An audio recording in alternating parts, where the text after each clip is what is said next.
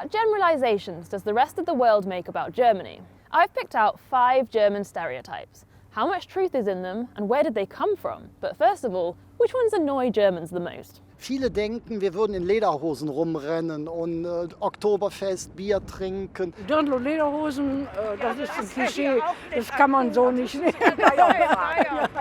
Dass die deutsche Sprache so aggressiv wirkt. Dass die Deutschen keinen Humor haben, also jedes Land hat irgendwie einen eigenen Humor, also das ist Quatsch. Ein bisschen umständlich, langweilig, das sind wir ja eigentlich nicht.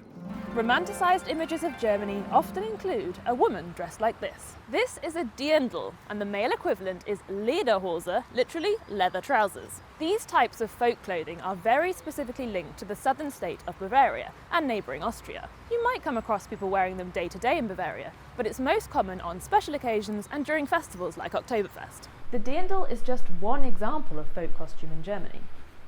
Most traditional dress, known as Tracht, started out as work clothes for peasants. Various aspects of traditional idealised German culture, including Tracht, were later used in Nazi propaganda. The Dirndl even got a bit of a makeover under the Nazi regime. A lower neckline, a slightly shorter skirt, and a tighter waist. The designs seen today vary from very traditional to very modern.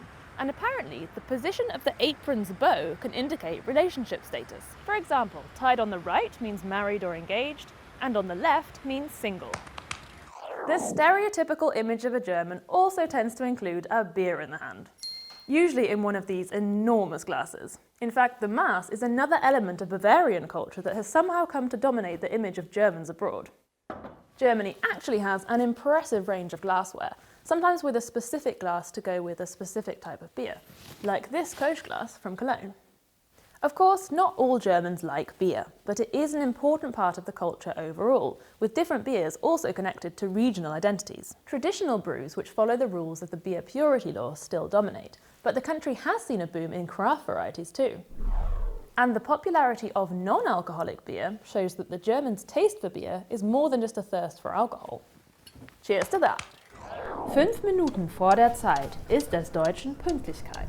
So goes the German saying, which means that punctuality in Germany means arriving 5 minutes early.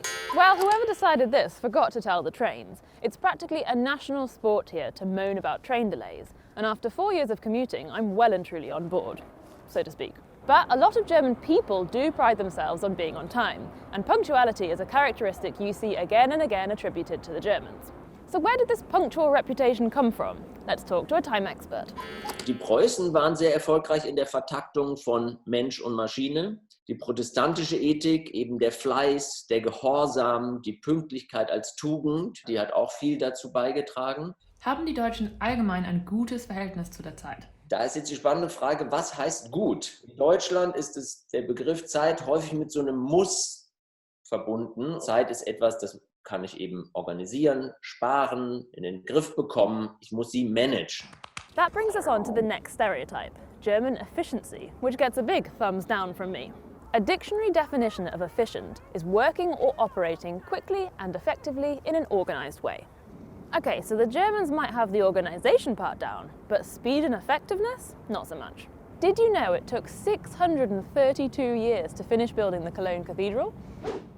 A more modern case study that brought global visions of German efficiency crashing down was the new BER airport in Berlin, a project plagued with problems from the get-go. It finally opened in 2020, billions of euros over budget and 10 years behind schedule, just in time for the coronavirus to hit, bringing most air traffic to a standstill.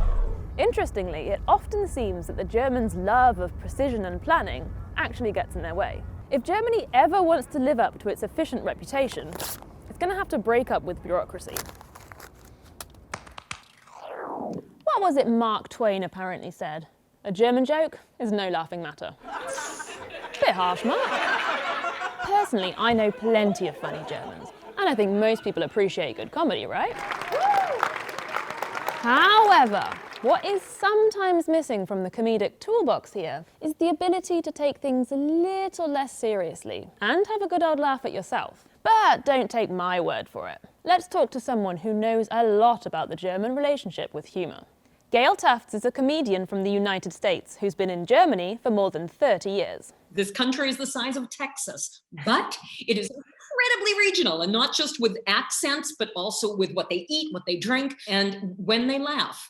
The people who come from the Rhineland, they're ready to laugh. They're ready to have a good time. They're the party people of this country. And then the Berliners have seen everything because it is the cultural capital of this country. So they'll all sit back and say, well, tell me about it.